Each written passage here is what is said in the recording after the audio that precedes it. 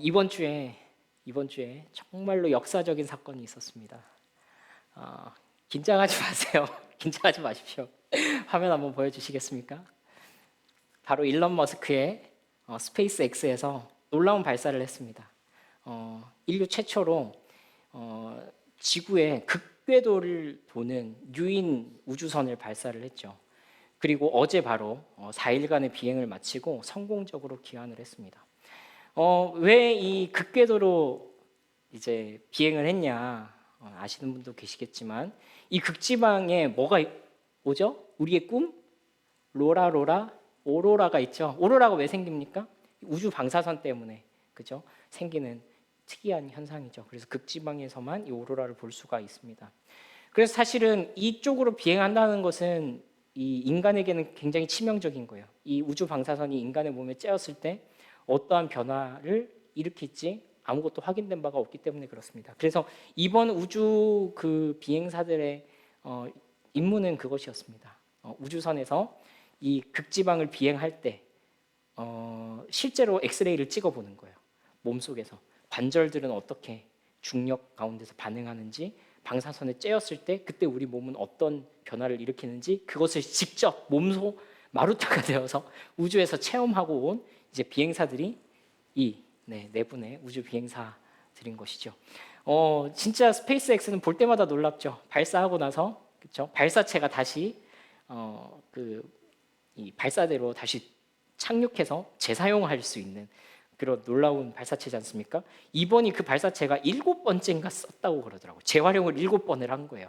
어마어마한 기술입니다. 사실 이걸 왜 했을까요? 일론 머스크에게 큰 꿈이 있기 때문에 그렇죠. 저기 화성으로 인류를 이주시키는 이 일론 머스크의 꿈 때문에 그렇습니다. 왜 화성으로 이주를 하려고 합니까? 물론 저는 이미 경기도 화성시에 살고 있지만 웃어주셔서 감사합니다. 왜 화성으로 이주를 하려고 그러는 거죠? 이제 더 이상 지구에서 인간이 살 수 없을 것이다 라고 생각하기 때문에 그렇습니다. 인간이 이러한 인간성을 가지고 지구에서 계속 살다가는 끊임없이 지구를 파괴하다가는 이 지구에서 더 이상 인간이 살 수 없을 것이 너무나도 명확하기 때문에 그렇죠. 그래서 인간은 스스로 파괴한 지구에서 더 이상 살아남지 못하고 대체할 수 있는 사람이 살 수 있는 행성을 발견해야만 되는 상황이다라는 거죠. 사실 이런 영화들도 되게 많지 않습니까? 이런 주제로 한 영화들 굉장히 많죠. 뭐 우리가 몇 번째 시간이었죠? 3번째 시간이었나요? 2번째 시간에 우리 함께 봤던 인터스텔라 같은 경우도 지구가 멸망할 것을 가정해서 그렇죠? 웜홀을 통과해가지고 대체할 수 있는 행성으로 이동해가는 그런 과정 중에서 발생한 이야기지 않습니까? 그런데요, 뭐 어떤 영화는 아예 스토리가 화성에서 시작하는 이야기도 있죠. 근데 재밌는 것은요, 그런 영화들 보면요, 화성에서 인류가 새로운 삶을 시작하는데 그 이야기의 플롯들은 지구에서도 똑같이 있었을 법한 이야기인 거예요. 화성에 가서도 싸우고요, 화성에 가서도 전쟁하고, 화성에 가서도 다 때리고 부수고 있는 이야기가 이 SF 영화의 주된 주제라는 겁니다. 왜 그럴까요?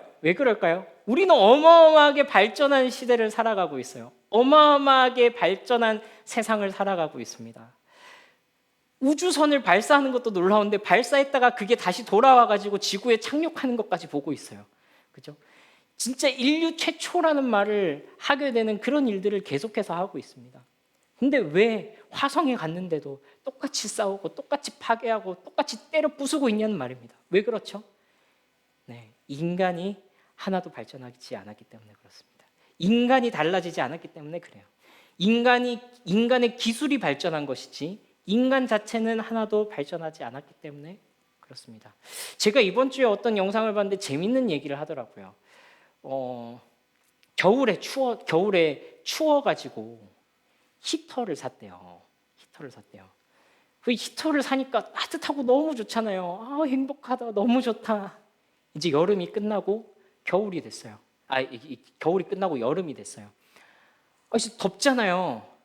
히터를 껐습니다. 행복할까요? 안 행복하죠. 왜 그렇죠? 안 시원해집니다. 왜 그렇죠? 히터를 끄는 게 아니라 이제는 에어컨을 켜야 되는 거예요. 문제 해결 방식이 전혀 다르다는 거예요. 여름에는 히터를 켜는 게 해결 방법이라면 여름에는 에어컨을 켜는 게 방법이라면 겨울에는 히터를 켜는 게 방법인 거예요. 동일합니다. 기술이 발전하면 인간이 더 나은 삶을 살게 될까? 기술이 발전하면 우리 인간성이 더 나아질까? 이거 다른 문제라는 거예요. 하나님께서는 그것을 보여주시는 거예요. 기독교는 그것을 보여주고 있는 것입니다. 기술의 발전으로 착각하지 말라는 거예요. 너희의 풍요로운 생활로 착각하지 말라는 거예요. 인간의 본질적인 문제는 그것으로 해결되지 않는다고요. 기술이 발전되는 것은 너희의 삶을 편안하게 해주는 것뿐일 것이지, 인간 내면의 그 가장 깊은 곳에 있는 그 공허함, 인간 내면에 있는 그 가장 깊은 그 외침에 대해서는 기술이 해결해 줄 수 있는 것은 없다라는 것을 우리가 인생을 살아가면서 많이 배우는 거예요. 그래서 어때요? 물론 예전에도 우울증도 있었을 것이고 여러 가지 정신적인 그런 장애들이 있었을 것이지만 오늘 이 시대에 와서 그것을 병리학적으로 드러내는 일들이 왜 이렇게 많습니까? 네, 그것이 발전한 기술 문명이 우리의 부모 세대보다도 훨씬 더 발달한 세대를 살고 있으면서도 우리의 마음은, 우리의 정신은 어쩌면 더 궁핍한, 더 메마른 이 세상 가운데서 살아남아야 되는 그 치열함 속에서 살고 있기 때문일지도 모른다는 거예요. 그러니까 인간이 변화하지 않는 이상 기술의 발전이라는 것은요, 어떻게 보자면 빛 좋은 개살구라는 거예요. 기술의 발전과 한편으로 인간의 영혼의 가난함은 반비례하는 것일지도 모르겠다라는 생각을 하게 됩니다. 여러분, 오늘 성경은요, 우리가 읽은 부분은요, 이 성경의 가장 마지막 부분입니다. 가장 마지막 부분, 성경의 마무리예요. 하나님의 비전, 하나님의 청사진이 오늘 우리가 읽었던 이 말씀에 들어 있습니다. 성경이 우리에게 보여주시는 비전은요, 우리의 껍데기를 바꾸는 게 아니에요. 너 부자게 되게 해줄 거야. 너 건강하게 해줄 거야. 너 잘 살게 해줄 거야. 이런 복음을 말하는 게 아니에요. 그런 언젠가는 사라질 것에 대한 이야기가 아니라고요. 여러분, 우리가 돈이 많아도 죽을 때 그 돈을 가져가겠습니까? 우리가 아무리 건강한다고 한들 죽어서도 건강하겠습니까? 그것이 무엇이 되었든지 간에 이 삶 속에서, 우리의 인생 속에서 우리의 삶을 조금 나아 보이게 만들 수는 있을지 모르겠지만 가장 그 근본적인 우리 속의 속사람을 바꿔놓지는 못한다라는 말입니다. 근데 오늘 이 말씀은요, 완전히 새롭게 하신 하나님의 비전, 하나님께서 도대체 무엇을 꿈꾸고 이 땅 가운데서 복음을 시작하셨나 하는 것을 완성된 그림으로 우리에게 보여주는 것입니다. 오늘 이 말씀을 통해서 하나님께서 우리에게 주시는 비전을 좀 바라보게 되는 그런 은혜가 있으면 좋겠습니다. 우리가 이 시리즈를 시작하면서요, 우리가 창세기의 이 부분으로 시작했죠. 창세기 2장 10절 말씀에 강이 에덴에서 흘러나와 온 동산을 적시고 그것이 네 줄기로 퍼져나가서 온 세상에 생명을 공급하는 그 이야기로 시작되었습니다. 그런데 오늘 이 우리가 읽은 말씀에 한번 보시면요, 우리가 읽은 말씀에 보시면은 이렇게 되어 있는 거예요. 하나님과 및 어린 양의 보좌로부터 그 생명수의 강이 흐르고 있는 것을 우리가 확인할 수 있습니다. 에덴 동산의 그 생명나무로부터 흘러가던 그 강은 이제 하나님과 그 어린 양의 보좌로부터 다시 흐르고 있는 것을 확인할 수가 있습니다. 창세기 이후로 이 강은 사라졌었어요. 어디 갔지? 흔적이 남지 않았어요. 그런데 이 마지막 요한계시록에서 이 강이 회복된 모습을 보여주는 거예요. 에덴 동산에서는 그것이 상징적으로 표현되어 있었습니다. 하나님께서 그 동산을 아담과 함께 거니셨다, 하나님이 그곳 가운데 임재해 계셨다라는 상징적인 표현으로만 그냥 보여줬을 뿐이지만 오늘 이 완성된 하나님의 나라에서는 하나님과 어린 양의 보좌가 우리 가운데 임하시고 그 어린 양의 보좌로부터, 하나님께로부터 직접적으로 그 생명이 콸콸콸콸 공급되는 모습을 우리 가운데 보여주는 것이죠.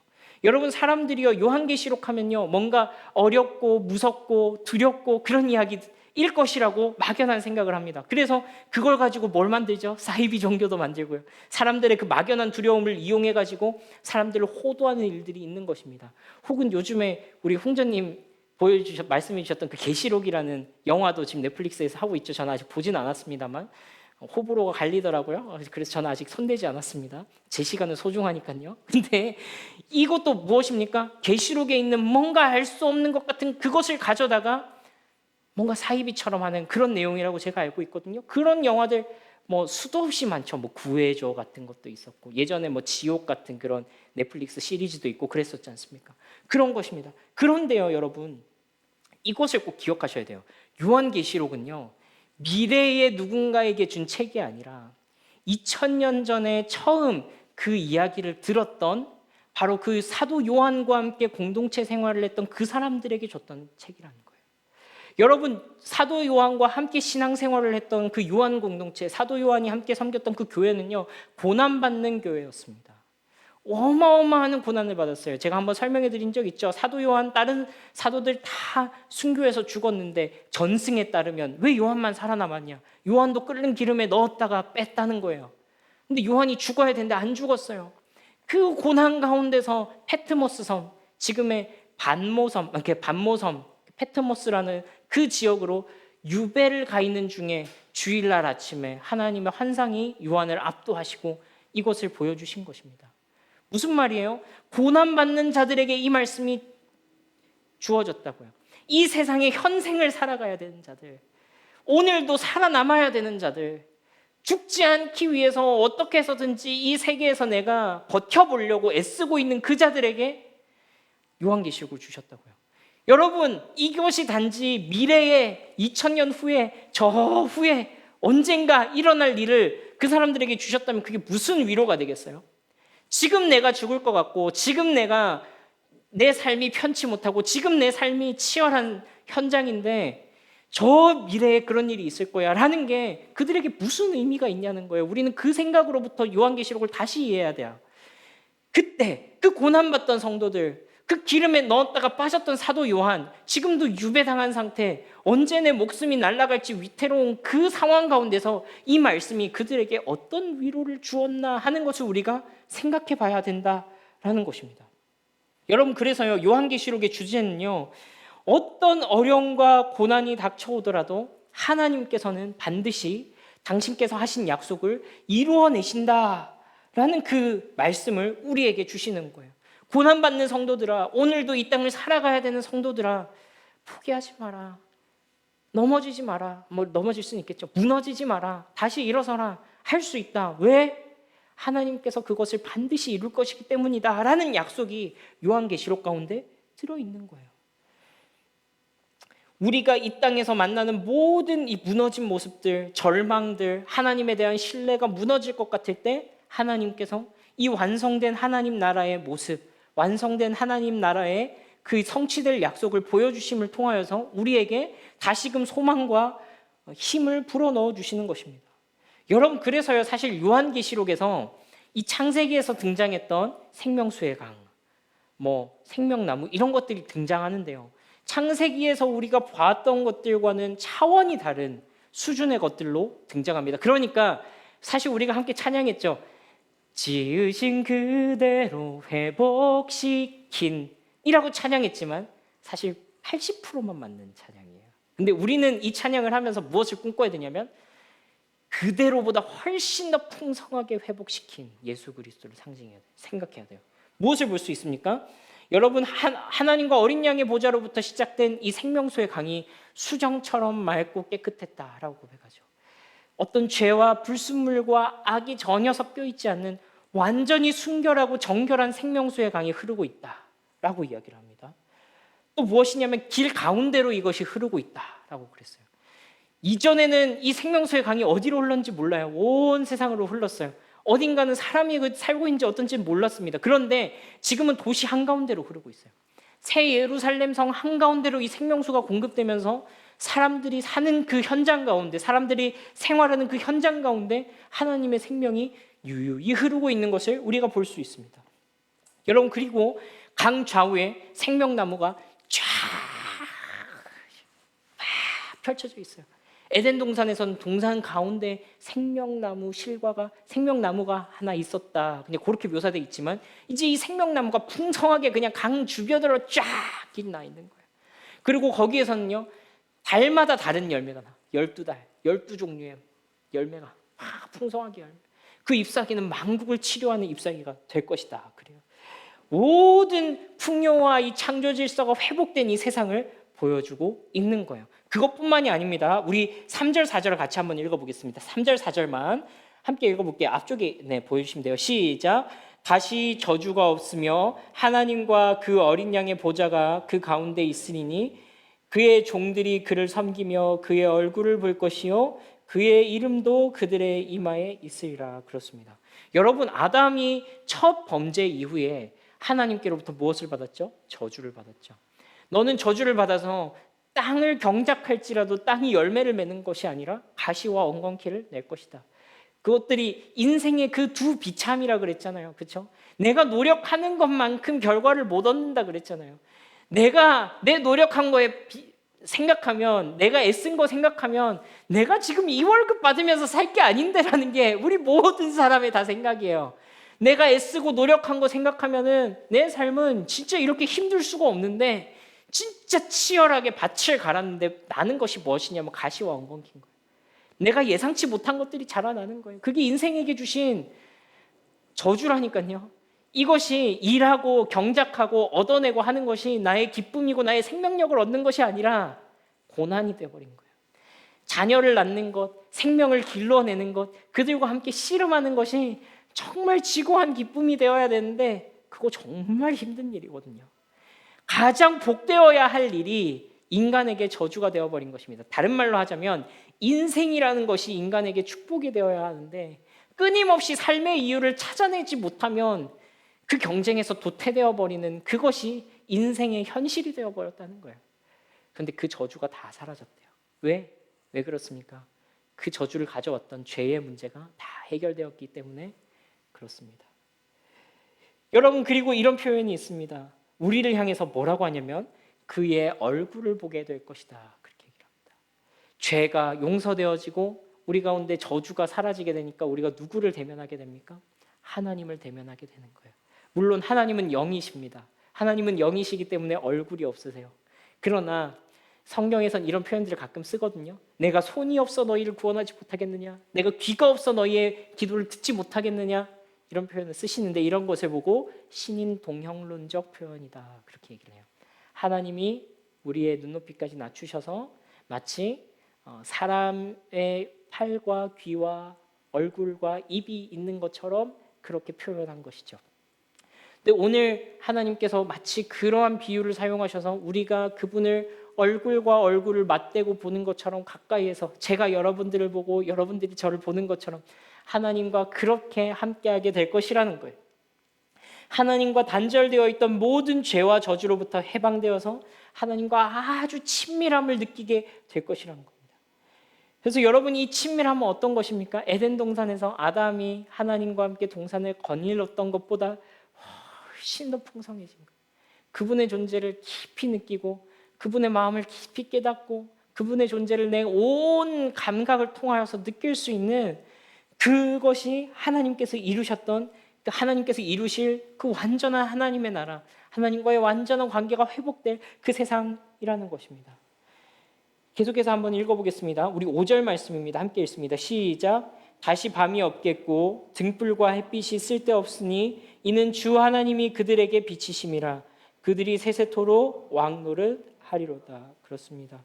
여러분, 하나님께서 또한 이렇게 말씀하시죠. 세상을 창조하실 때 생육하고 번성하여 땅에 충만하라. 땅을 다스리라. 공중의 새와 바다의 물고기의 모든 것을 다스리라고 인간에게 명령하셨죠. 그리고 하나님께서 그 명령이 무엇이라고 그랬습니까? 우리의 욕망을 따라서 그것을 포갑하고 억압하는 다스림이라고 그랬습니까? 아니라 그랬죠. 하나님께서 이 세상을 풍요롭게 하시는 것처럼 하나님께서 창조하신 그 세상을 인간이 무엇이길래 그것을 다스리고 더 풍요롭게 하는 그 역할을 부여받은 왕적인 직분을 받았다라고 얘기를 했죠.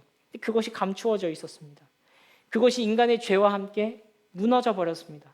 근데 그것이 누구를 통해서 회복됐다 그랬죠? 예수 그리스도를 통해서 우리에게 사명처럼 회복되었습니다. 너희는 가서 모든 민족을 제자로 삼아 아버지와 아들과 성령의 이름으로 세례를 주고 내가 너희에게 분부한 모든 것을 가르쳐 지키게 하라. 예수 그리스도의 제자가 되는 것으로 그분을 꼭 닮은 그분의 마음과 생각과 그분의 비전에 동의하는 그분의 마음을 공유하는 예수 그리스도의 제자로 살아가는 것으로 지금 우리에게 명령처럼 주어졌다 그랬습니다. 그런데 그것이 장차 도래할 하나님 나라에서는 완전히 회복된 직분으로 등장하는 거예요. 그들이 그곳에서 왕노릇하리로다. 하나님과 함께 다스리는 직분을 가지게 됐다는 거예요. 임금님들이라는 거예요. 왕들이라는 거예요. 저는 어릴 때 이것이 도대체 무슨 권력을 가지게 되는 걸까? 이게 도대체 어떻게 하는 그런 개념이 아니더라고요. 하나님께서 처음 창조하셨던 그 창조의 영광이 완전히 우리 가운데서 더욱더 풍성하게 회복되는 그 영광스러움이 우리 가운데 드러날 것이다 라는 것이죠. 여러분, 그렇습니다. 하나님께서 회복하시겠다라고 하는 이 세상이요, 요한계시록에 마치 청사진처럼 등장하는데, 그것은 처음 창조 때의 것들을 하나도 버리지 않으시고 완전히 회복하시되, 그냥 그대로 회복하신 수준이 아니라 더욱더 풍성하게 회복하신 하나님의 비전이 그 가운데 담겨져 있는 거예요. 여러분, 그래서요, 우리는요, 이 천국에 대한 이미지를 좀 수정할 필요가 있어요. 왜냐하면 모든 종교의 천국과는요, 인간의 욕망이 투영된 것입니다.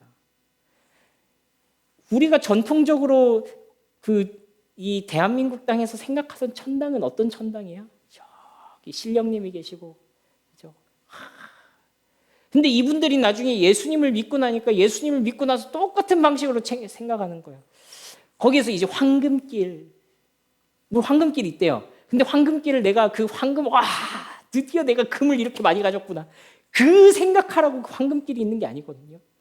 아, 황금집, 아, 지금 우리 집은 콘크리트인데 그때는 황금으로 된 집에서 살겠지. 떵떵거리면서.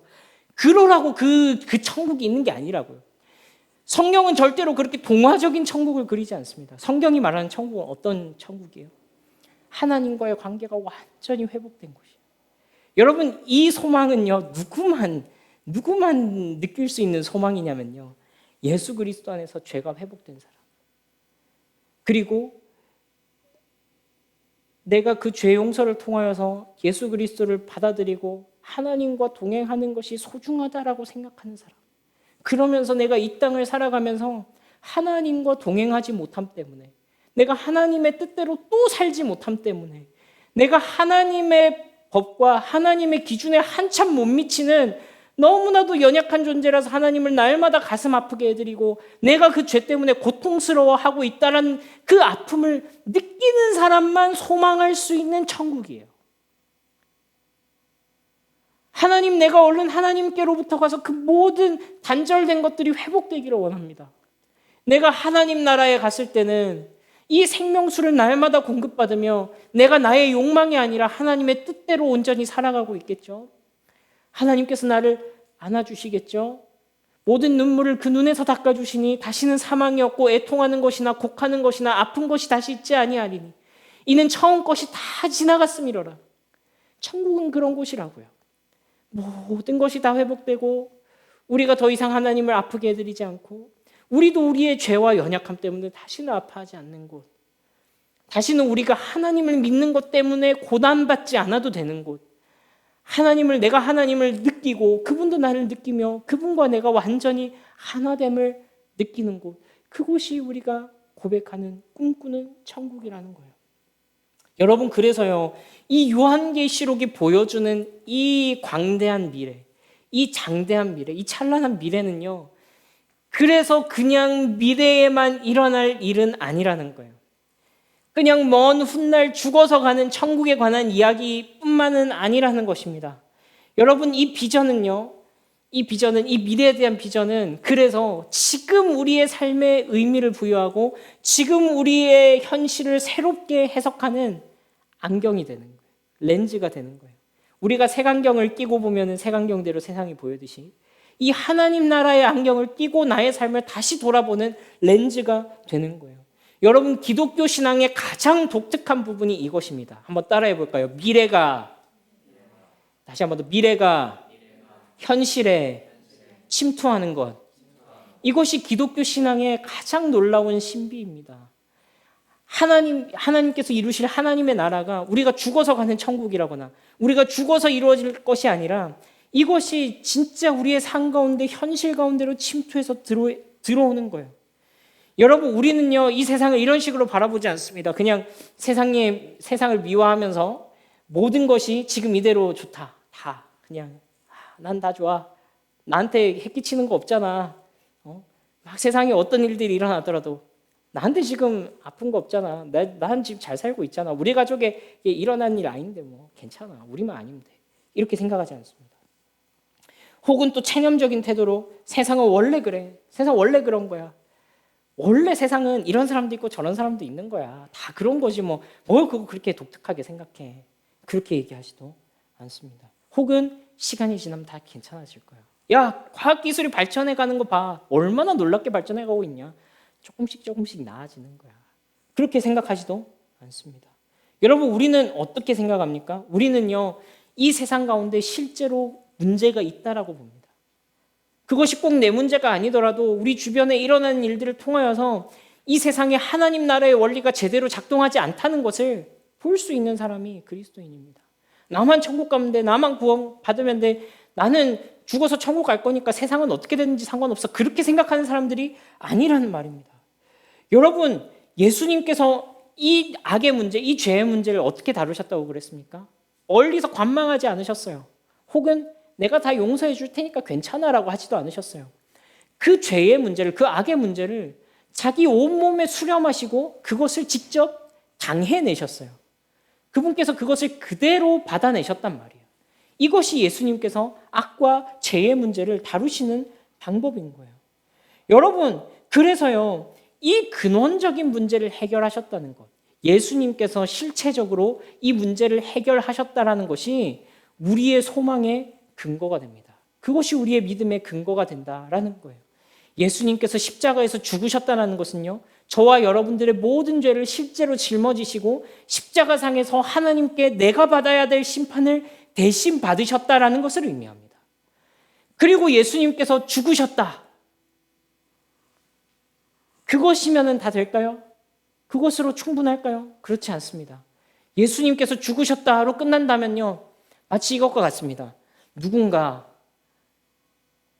아들의 죄를 대신해서 아버지가 감옥에 들어가기로 했다. 그 아들은 사형 선고를 받을 참이었다. 그 아버지가 형장의 이슬로 사라졌다. 슬프고 아름다운 아버지의 사랑 이야기로 끝나는 거예요. 여러분, 이것이 진짜로 승리의 이야기가 되려면 어떻게 해야 됩니까? 승리의 이야기가 되려면 그 아버지가 거기에 대해서 아버지의 옳다함이 인정되고 다시 사면 복권이 되고 그가 정상적으로 살아가고 미래에 대한 꿈을 꿀 수 있고 이렇게 돼야지 진짜 해피엔딩이죠. 그렇죠? 여러분, 예수님의 부활 사건은 그러한 것입니다. 예수님이 이 세상에 저주를 가져왔던 그 죄와 악의 문제, 죽음의 문제에 대해서 지지 않으셨구나. 예수님께서 그것을 정복하고 이겨내셨구나. 승리하셨구나. 아, 우리도 그저 그냥 죄가 없어지고 살다가 죽고 그냥 흩어질 인생이 아니라 미래를 꿈꿀 수 있는 존재가 되었구나라고 하는 것이 예수님의 십자가 사건이라고요. 여러분, 그래서 예수님을 뭐라고 그럽니까? 이제 2주만 있으면 부활절인데요. 산자들의 첫 열매가 되셨도다. 과일나무에서 첫 열매가 맺혔다는 것은 무엇을 의미합니까? 이제 2번째, 3번째, 4번째, 100번째, 10,000번째 열매가 차례차례 맺혀질 것이라는 것을 우리에게 가르쳐주는 것이죠. 예수님의 부활 사건은 그런 것이라고요. 예수님께서 십자가에서 죽으시고 부활하신 것처럼 그분과 연합한 우리들도 주와 함께 죽고 주와 함께 살게 되는 그 놀라운 영광이 우리 가운데 차례차례 맺혀질 것이다. 내가 그리스도와 함께 십자가에 못 박혔나니 이젠 내가 산 것이 아니요 내 안에 그리스도께서 사신 것이라. 이제 내가 사는 것은 나를 위하여 나를 사랑하사 십자가에 못 박혀 죽으신 예수 그리스도를 믿는 믿음 안에서 사는 것이니라. 그렇게 말씀하시는 것입니다. 우리도 어떻게 해서든지 그리스도의 죽으심과 부활하심에 참여함을 깨달아 그분의 생명이 우리 삶 가운데서 약동하게 되는 것을 기대하게 되는 것입니다. 여러분, 이 확신을 가지고서 이 믿음 위에서 우리는 이 미래에 이루어질 하나님 나라를 현재로 가져오게 되는 거예요. 뜬금없이 그냥 미래를 현재로, 이게 아니에요. 우리가 이 약속을 받았기 때문에, 우리가 장차 그 나라에서 살게 될 것이기 때문에, 우리가 진짜로 추구하고 들어가야 될 세상은 이 땅에서 내가 내 욕망을 따라서 끊임없이 추구하면서 살아가는 그 세상이 아니라 하나님 나라이기 때문에 그것을 이곳으로 당겨오는 거예요. 그것이 너무나도 좋다는 걸 알기 때문에 이곳으로 당겨오는 거예요. 뭐예요? 내가 이렇게 영광스러움에 참여할 사람이라면, 내가 그리스도의 부활에 참여할 사람이라면, 내가 영원히 하나님과 동행하며 그분과 사귐을 누리고 살아가게 될 사람이라면 내 삶은 어떠해야 되지? 우리 가정은 어떠해야 되지? 내 직장은 어떠해야 되지? 만약에 진짜로 내가 살아가야 될, 내가 꿈꿔야 될 것이 그것이라면 지금 내가 이렇게 살고 있는 게 맞나? 내가 이것만 쫓아서 살아가고 있는 게 옳나? 하는 생각을 해야 된다라는 것입니다. 여러분, 그래서요, 하나님의 나라의 소망은 어떻게 우리의 현재의 그런 삶이 될 수 있겠습니까? 그 꿈을 꾸면서 우리가 이 땅 가운데서 생명을 살리는 일 가운데 동참하는 거죠. 용서하는 일 가운데 동참하는 거죠. 저주를 축복으로 바꾸는 일에 동참하는 거죠. 하나님과 동행하여 사는 것이죠. 지금 여기서부터 하나님과 동행하며 사는 것이죠. 여러분, 우리가 그것을 통해서 무엇을 깨달아요? 무엇을 깨닫습니까? 하나님의 나라가 저기 멀리 있는 게 아니구나. 하나님의 나라가 이미 우리 가운데 찾아오셨구나. 우리 가운데서 시작되었구나. 맛보면서 아는 것입니다. 여러분, 그래서요, 이것이 기독교 신앙의 특징입니다. 기독교 신앙의 특징이 뭐라고 그랬죠? 미래가 현재의 침투에 들어오는 것이다 그랬습니다. 우리의 과거, 창조와 구속, 그렇죠? 창조와 예수님께서 죽으시고 부활하신 그 구원 사건, 그것이 과거에 일어났죠. 그리고 우리가 장차 들어갈 하나님의 나라가 있습니다. 그것이 어디에서 만납니까? 지금 여기에서 만나는 거예요. 우리 삶 속에서 만나는 거예요. 과거와 미래가 우리의 삶 속에서 현재가 되는 것입니다. 예수께서 나를 구원하셨다라는 사실, 그리고 그분께서 창조의 그 영광을 더 풍성하게 회복하실 것이라는 그 사실, 그 두 사실이 지금 여기에 나라는 그 실존 속에서 만나서 어디 뜬구름 잡는 천국에 관한 얘기가 아니라 지금 오늘 여기 내 가운데서 일어나는 사건이 되는 것이죠. 여러분, 그래서요, 우리는요, 이것을 누리면서 살아가는 그 꿈을 꾸게 되는 거예요. 그게 우리의 삶에 어떻게 보자면 큰 기쁨이 되는 거예요. 그래서 신학자들은요, 교회를 보고 무엇이라 표현했냐면 미리 맛봄의 공동체다, 그렇게 표현했습니다. 미리 맛봄의 공동체. 제가 이것을 무엇에 비유했습니까? 시식 코너에서 맛있는 거 먹는 것에 비유를 했죠. 그냥 치킨 너겟 하나가 아니에요. 그냥 만두 좀 해가지고 주는 게 아니에요. 라면 끓여가지고 주는 게 아니에요. 물론 시식 코너에서 먹는 라면이 더 맛있지 않아요, 그죠? 근데 이마트 트레이더스나 코스트코 가면 뭐를 시식 코너에서 주냐면 소고기를 소고기에다가 시즈닝 쫙 뿌려가지고 죽이죠. 안 살 수 있어요, 없어요? 거의 웬만하면 사게 되더라고요, 그렇죠? 웬만하면 그거 시식할 때는 안 갑니다. 그런 거예요. 그것을 미리 맛보아서 알게 하는 거예요. 그 공동체가 무엇이다? 교회라는 것입니다. 교회는요, 그래서요, 세상과는 다른 가치관, 세상과는 다른 우선순위, 세상과는 다른 원리가 지배해야 되는 것입니다. 여러분, 이것을 꼭 기억하시길 바랍니다. 여러분, 너무 감사하게도 아직은 우리가 교회가 작아서 뭔가를 이제 만들어갈 수 있는 가능성이 있어요. 만들어갈 수 있는 가능성.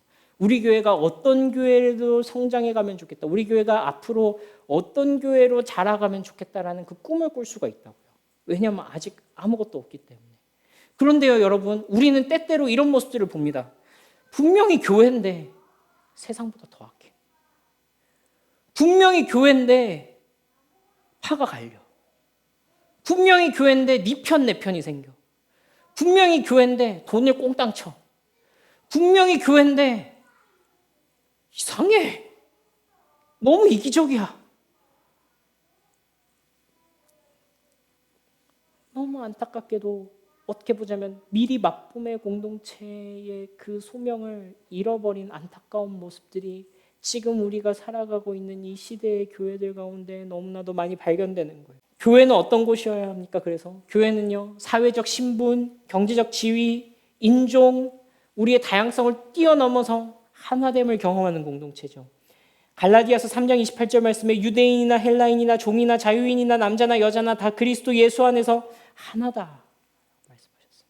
그리고 이것은 무엇을 내다봅니까? 모든 민족과 족속과 방언 가운데 셀 수 없는 허다한 무리가 나와 하나님께 경배하여 이르되 구원하심이 보좌에 앉으신 우리 하나님과 어린 양께 있도다라고 고백했던 이 요한계시록의 회복된 예배의 장면을 미리 보여주는 곳이 교회가 되어야 된다고요.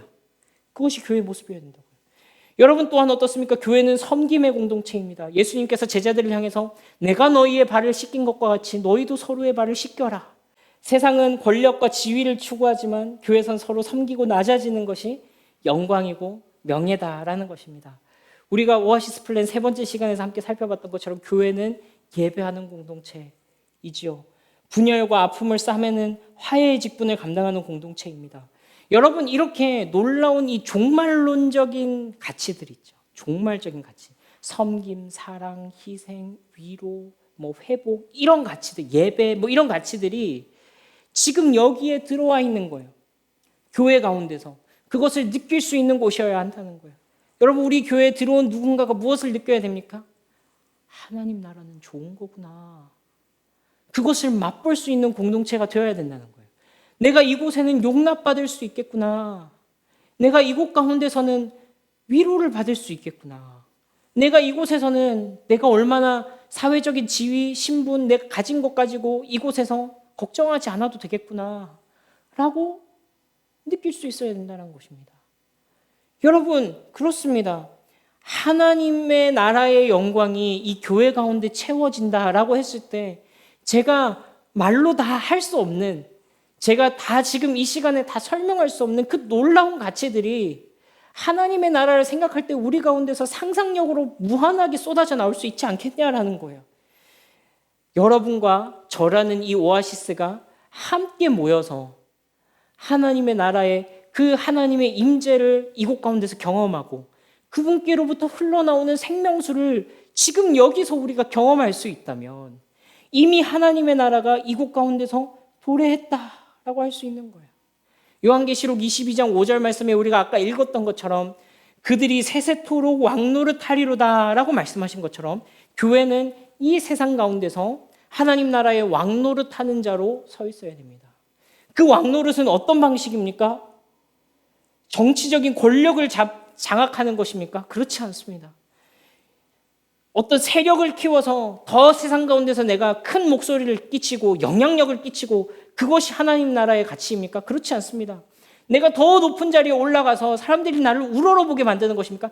그렇지 않습니다. 만약에 그런 방식으로 하나님이 세상을 바꿀 것 같았으면 예수님은 뭐하러 십자가에서 죽으셨냔 말이에요. 그 하늘과 땅의 모든 권세를 가지신 예수 그리스도께서 뿅 하셔가지고 나한테 반대하는 놈들 다 죽여. 세상 임금들 다 죽여. 지금 내 앞에서 채찍 들고 있는 아까 내 뒤통수 때리는 놈 누구였어? 다 나와! 다 나와! 이러지 않으셨겠냐고요. 예수님 그렇게 하지 않으셨어요. 예수님의 다스리심의 절정이 어디에 있습니까? 십자가에서. 아버지여 저들의 죄를 저들에게 돌리지 마옵소서. 저들은 자기들이 한 일을 알지 못하나이다. 하나님 어찌하여 나를 버리십니까? 운명하시니라. 이곳이 예수님의 다스리심이셨다고요. 근데 왜 교회가 세상 가운데서 그 짓을 하고 있냔 말이에요. 더 세력을 갖추려고, 더 높아지려고, 더 강력해지려고, 더 목소리를 키우려고, 돈으로 승부 보려고, 힘으로 승부 보려고 세상 원리와 똑같아져가지고 교회에서도 그러고 있단 말입니다. 아니요, 그거 하나님 나라 아니에요. 하나님께서 말씀하시는 그 다스림의 원리, 교회를 이 세상의 임금으로 삼으셨단 말, 무슨 말이에요? 예수 그리스도와 같이 이 세상 가운데서 힘의 원리가 아니라 섬김의 원리로, 높아짐의 원리가 아니라 낮아짐의 원리로, 권력의 원리가 아니라 섬김의 원리로 이 세상을 변화시키는, 이 세상 가운데서 독특한 하나님의 나라를 보여주는 세상의 임금이 되도록 우리를 부르셨단 말이에요. 세상 사람들이 교회를 보고 무슨 생각을 해야 돼요? 쟤네들 똑같아. 제가 이번 주에 어떤 분을 만났는데 교회 안 다니시는 분이에요.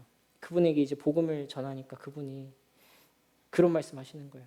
제가 봤을 때는요, 교회도 다 사업인 것 같아요. 근데 꽤나 많은 사람들이, 세상 사람들이 그렇게 생각하지 않던가요? 제가 아는 많은 사람들도 그렇게 생각하던데요. 왜 그래요? 누구 잘못이에요? 교회 잘못이에요. 교회가 그 다름을 보여주지 못했기 때문에 그래요. 교회가 그 다름을 보여주지 못했기 때문이라고. 세상 가운데서 사람들이 교회를 보면서 무엇을 볼 수 있어야 돼요? 저기 다른 곳이 있구나. 저기 하나님 나라의 새로운 표본이 있구나. 마치 예수님께서 이 땅 가운데 오셨을 때 사람들이 예수님을 보고 다르다고 느꼈던 것처럼 이 세상 가운데 그리스도를 머리로 하고 그분의 몸인 교회, 그게 뭐예요? 예수님이죠. 뭐예요? 예수님이죠. 교회는 뭐예요? 예수님이에요. 지금 이 땅 가운데 살아계신 예수 그리스도의 실체가 교회라고요. 머리가 예수님이라니까요. 몸은 우리고요. 교회는 예수님 그분 자신이에요. 그러면요, 예수님께서 처음 이 땅 가운데 오셨을 때 사람들이 놀라워했던 그 반응을 오늘 지금도 보여야 된다라는 말이에요. 하나님의 나라의 가치가 우리 가운데 드러나 있어야 된다는 거죠. 그래서 교회는 단순히 건물이나 조직이 아닙니다. 우리는 각자 다 다른 모습을 가지고 있지만 그러나 그 다른 모습 속에서 한 몸을 이루고 있는 유기체가 되는 거예요. 손가락 생긴 거 다르고 입술 생긴 거 다르고 배꼽 생긴 거 다르고 다 생긴 거 다르지만 그러나 각자가 각자의 역할을 다 하고 있는 거예요. 그리스도의 몸을 이루고 있는 거예요. 하나님 나라의 풍성함이 교회 가운데서 드러나는 것이죠. 세상 속에서 하나님 나라를 미리 맛보도록 하는 것입니다. 미리 맛봄의 공동체가 되어야 하는 것입니다. 하나님 나라의 사랑, 정의, 위로, 진실, 화해 이런 가치들이 교회 가운데서 드러나야 되는 것이죠. 그리고 그것을 우리가 이 교회 가운데서 맛보게 될 때 어떤 일이 일어날까요? 더 사모하게 되죠. 더 꿈꾸게 되고 더 기대하게 됩니다. 그런 은혜가 우리 가운데 있는 것입니다. 여러분, 물론 이 땅의 교회는 완전하지 않죠. 아까 말씀드린 것처럼 부족함들이 발견됩니다. 이미 우리 교회 안에서도 여러분들 혹시 뭔가 부족한 점을 보셨을 수도 있어요. 어쩌면 여러분들 가운데서는 저에게 실망하실 분도 계실지도 모르겠습니다. 어쩔 수 없어요. 저는 사람인데요. 여러분도 사람이고요. 부족함이 발견될 수 있어요. 그러나 그때 어떻게 해야 돼요? 우리 실패했으니까 우리 그만두자. 우리 실패했으니까 하지 말자. 그게 아닌 거예요.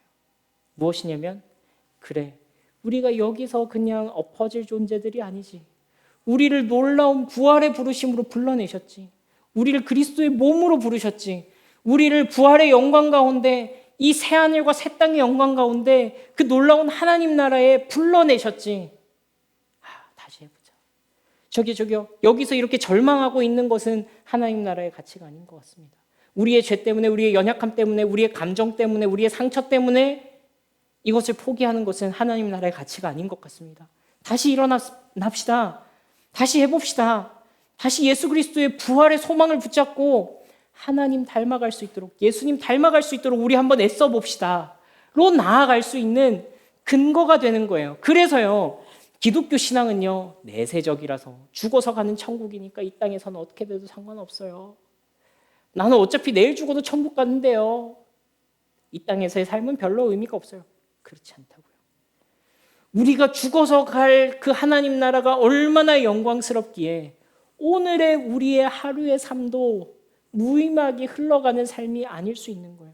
지금 우리가 이 땅에서 하나님의 나라를 누리고 그 나라의 백성으로 살아가려고 애쓰는 그 한 조각은요, 영원한 하나님 나라 그 큰 그림의 한 조각이 된다고요. 얼마나 영광스러운 그림입니까? 얼마나 영광스러운 꿈이에요. 수정과 같이 맑은 생명수의 강이 하나님과 어린 양의 보좌로부터 흘러서 온 도시를 적시고 강 양쪽에는 생명수의 열매를 맺는 나무가 있고 하나님의 얼굴을 직접 대면하는 친밀함이 있고 이 비전은요, 방금 말씀드린 것처럼 우리가 죽어서만 경험할 것이 아니라 지금 여기에서 이미 우리 가운데 경험되어지고 있다는 거예요. 에덴 동산에서 시작된 생명수의 강이 예수 그리스도를 통해서 다시 흐르기 시작했습니다.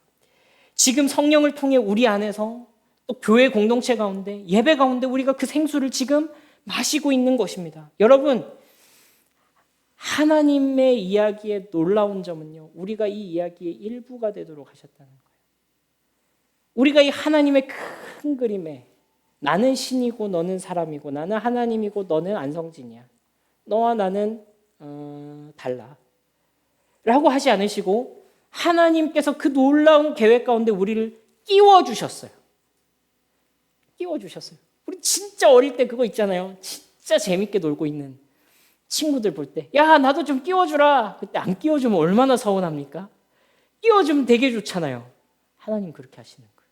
하나님이 이 놀랍고 아름다운 이야기들을 속에 우리를 끼워주시겠다고. 심지어는 내가 거기에 그런 이야기가 있는 줄도 몰랐어. 나는 그거 모르고 살고 있었어. 근데 어느 순간 나를 탁 잡아다가 이것을 다 깨닫게 하시고 이 놀라운 세상 속으로 나를 인도해 주시는 거예요. 여러분, 그렇죠. 우리가 하나님께로부터 생명을 공급받고 그 생명을 흘러보내는 통로가 된다는 거. 우리의 어떻게 보자면은 뭐 길어봤자 100년 살다가 죽을 이 인생이 영원한 하나님의 계획의 한 조각이 된다는 것. 지금 우리가 선택하는 것, 지금 우리가 결정하는 것, 지금 우리가 애쓰고 노력하고 마음 쓰고 남들 아무도 안 알아줘도 하나님 나라 백성으로 살기 위해서 내가 분투하는 것, 이것이 다 뭐예요?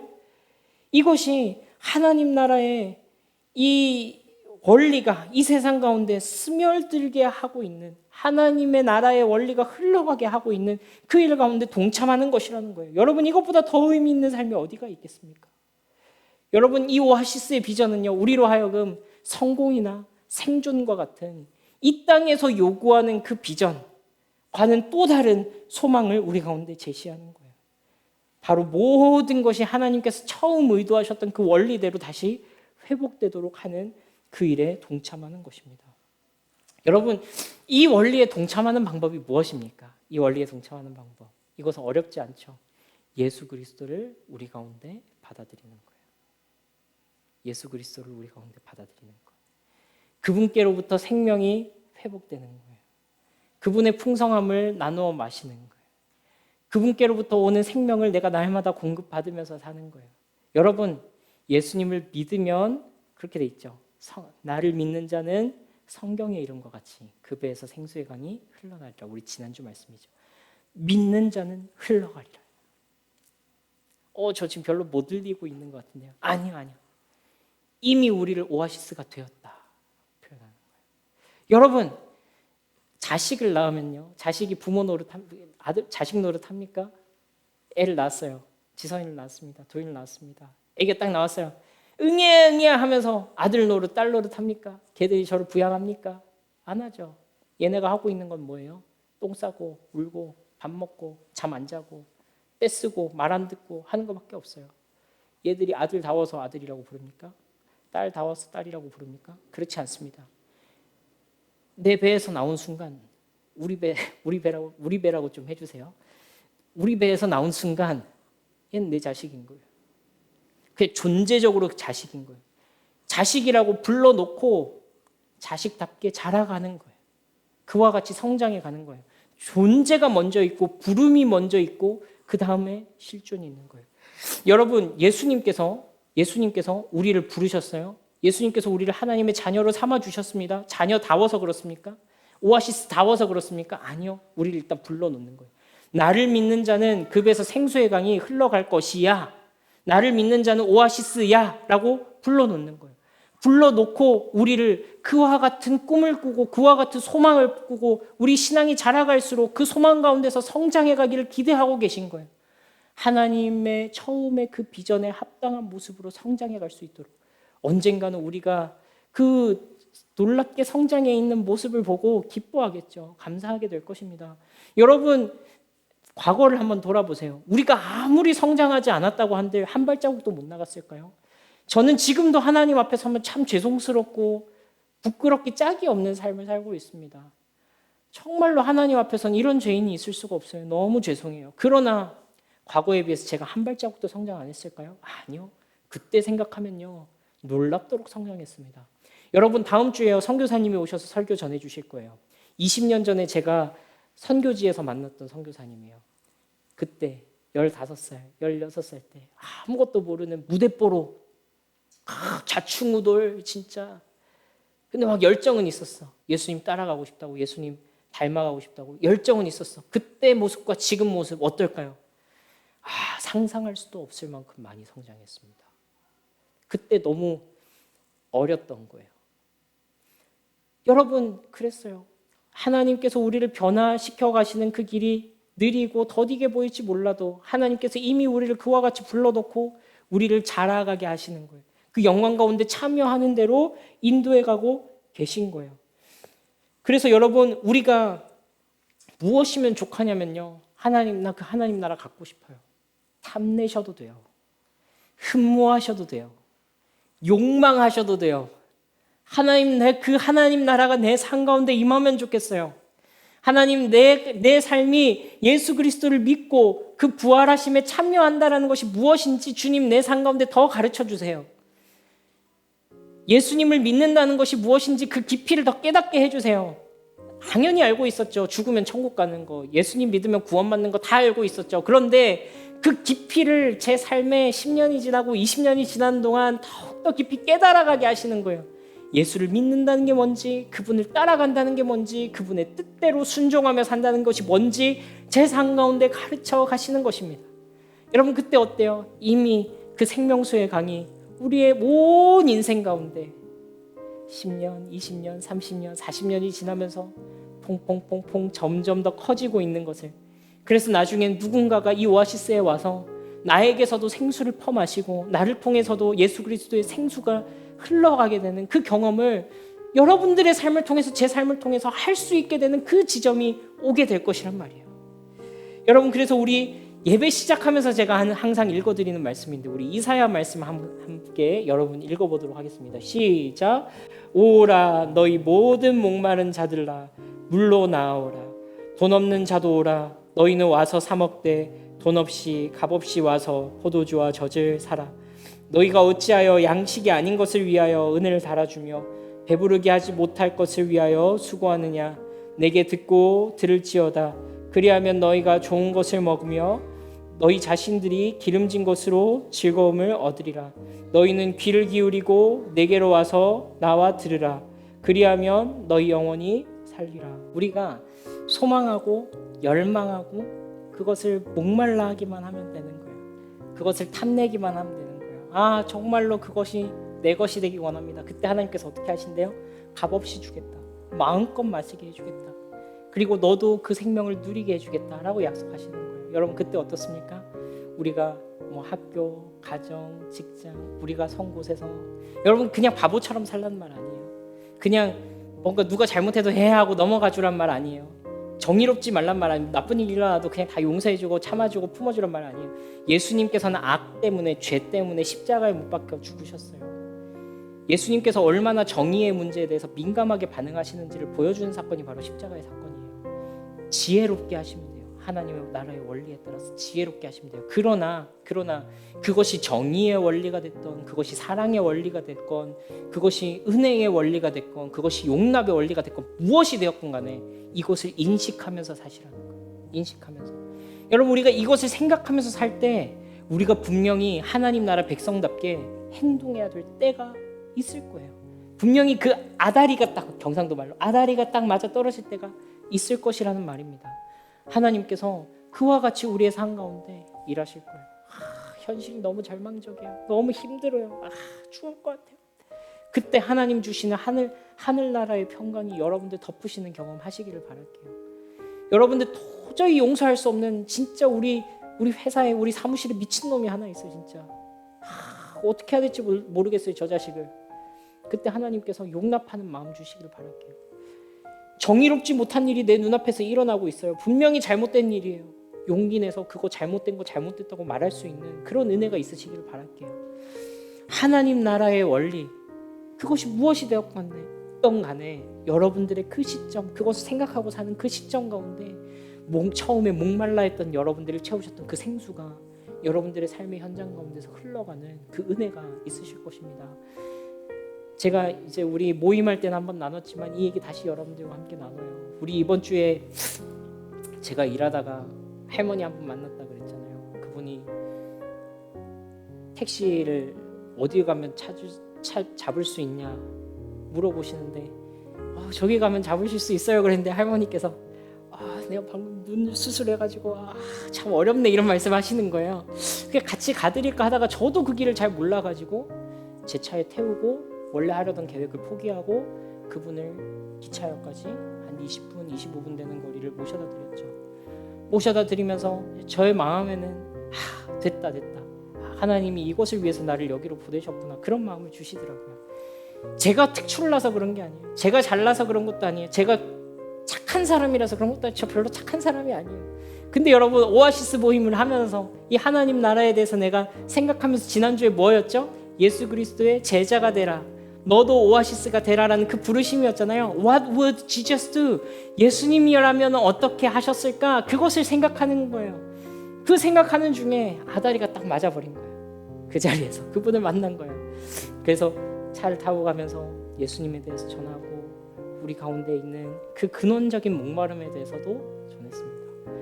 그분을 위로해드리고 격려해드리고 내리시기 전에는 뜨겁게 기도해드리고 그분의 눈이 빨리 회복될 수 있도록 기도하고 축복해드리고 대합실 앞에까지 다 해가지고 인도해드리고 왔어요. 하나님 주시는 큰 기쁨이 있더라고요. 제가 선행을 했다고 여러분들께 자랑하는 것 아닙니다. 제가 잘났다고 그런 거 아닙니다. 제가 늘 그러지 않아요. 그런데 이것을 생각하면서 살 때 하나님이 내 삶 가운데서도 이 하나님 나라의 원리가 드러날 기회들을 주셨다고요. 그리고 그 순간에 그것을 아는 자만이 맛보고 느낄 수 있는 그 기쁨을 이 하나님 나라 백성은 느끼게 하신다고요. 여러분 어떻습니까? 그 시간, 그 순간, 그 차 안에서 그 할머니와 아프신 할머니와 그분을 모셔드리는 그 공간 안에서 무엇이 지배하고 있어요? 하나님의 다스리심이 지배하고 있는 거예요. 하나님의 나라가, 하나님의 나라의 원리가 그 속에서 지금 작동하고 있는 거예요. 여러분, 그와 같은 방식으로 우리 가운데 하나님의 나라가 놀랍도록 가까이 임한 거예요. 영광스러운 삶을 주님께 드릴 수 있는 것입니다. 여러분, 말씀을 마무리하면서 이제 우리 함께 기도하면서 나아가면 좋겠습니다. 우리 찬양하신 후에 우리 이 기도 제목으로 함께 기도하면 좋겠는데요. 우리 하나님의 나라가 내 삶의 실체가 되게 해주십시오 라고 기도하면 좋겠습니다. 여러분, 우리가 애쓰고 어려워하는 그런 현장들이 있죠. 우리 가정 가운데서, 또 우리 직장 가운데서, 또 우리 현실 가운데서 어렵고 정말 참 수고로운 순간들이 있지 않습니까? 잘 되지 않는 순간들이 있지 않습니까? 그런 순간 가운데 주님, 내가 그곳에서 하나님 나라를 경험할 수 있게 도와주십시오. 하나님, 정말 바쁘고 정신없고 정말 이 뭔가 내 삶 가운데 이 바늘 하나 들어올 만큼 여유가 없는 그 순간에 하나님의 나라가 내 삶을 압도하시는 것을 좀 경험할 수 있게 해주십시오. 그래서 주님, 내가 이 땅에서 살아가는 삶이 근근히 그냥 죽지 못해 살아가는 인생이 아니라 하나님의 영광이 내 삶을 채워가는 인생 될 수 있도록 그것을 소망하며 꿈꾸는 은혜가 있게 도와주십시오. 두 번째, 우리 교회가 그런 교회 될 수 있게 해주십시오. 그렇게 기도하면 좋겠습니다. 여러분, 부족한 사람들이 모여있는 교회가 잘나면 얼마나 잘나겠습니까? 저같이 연약한 사람이 담임 목회하고 있는 교회가 잘나면 얼마나 잘나겠습니까? 그러나 교회는 그런 곳이 아니라는 거예요. 교회의 대장은 목사도 아니고요. 교회의 대장은 헌금 많이 하는 사람도 아닙니다. 교회의 주인은 예수 그리스도이십니다. 그분이 우리 교회의 주인이시기 때문에 우리 교회에서 마땅히 일어나야 하는 일들이 일어나야 된다는 거예요. 그분이 우리 교회의 머리가 되시기 때문에 우리가 품어야 할 마땅한 마음들이 있다는 거예요. 그 마음을 품게 해주십시오. 우리 교회가 그러한 소망을 가지고 나아가는 교회 될 수 있도록 도와주십시오. 우리 두 가지 기도 제목, 우리 그가 오신 이유, 우리 함께 찬양하신 이후에 우리 함께 기도하시겠습니다.